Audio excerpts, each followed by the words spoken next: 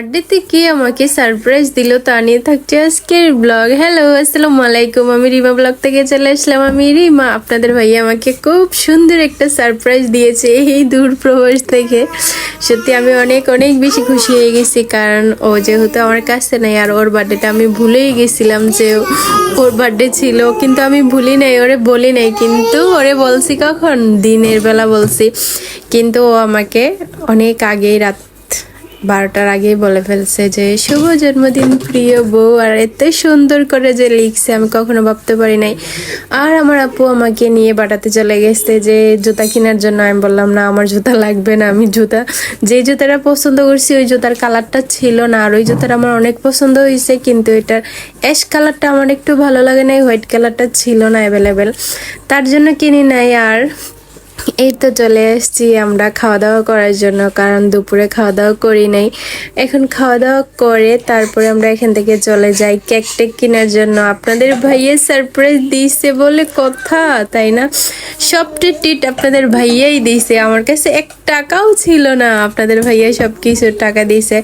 আর আমি তো খুব বেশি খুশি হয়ে গেছি। আমি, সীমা, আমার আপু, আমরা 3জন মিলে চলে গেছি। কেকটা যখন কিনছি তখন ভিডিও করতে পারি নাই, কারণ অনেকগুলা কেক দেখে কিনতে গিয়ে যা বাসটা আমি খাইলাম আর কি। কেকটা দেখতে যতটা সুন্দর, কিন্তু খেতে একটু মজা ছিল না। চকলেট কালার কেক কিন্তু আমার অনেক বেশি পছন্দ, অনেক বেশি পছন্দ, কারণ চকলেটও আমার পছন্দ, আর চকলেট কেক তো আরো বেশি পছন্দ।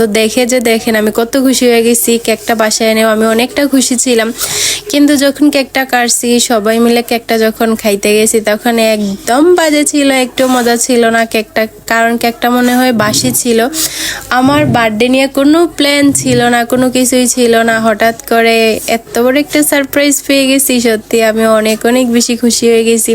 আমি কখনো এই খুশিটা আশা করি নাই, এই সারপ্রাইজটা আমি কখনো আশা করি নাই। তারপরে তো এত সুন্দর একটা বার্থডে সেলিব্রেশন করে ফেললাম। আর নেক্সট ভিডিও আসতে অবশ্যই আপনারা আমার পেজটা ফলো করে পাশে থাকবেন। আপনাদের সাপোর্ট ভালোবাসা ছাড়া আমি কখনো এগিয়ে যেতে পারবো না। আপনারা আমাকে এভাবে ভালোবাসা দিবেন। সত্যি আমি আপনাদের ভালোবাসা পেয়ে অনেক অনেক বেশি খুশি।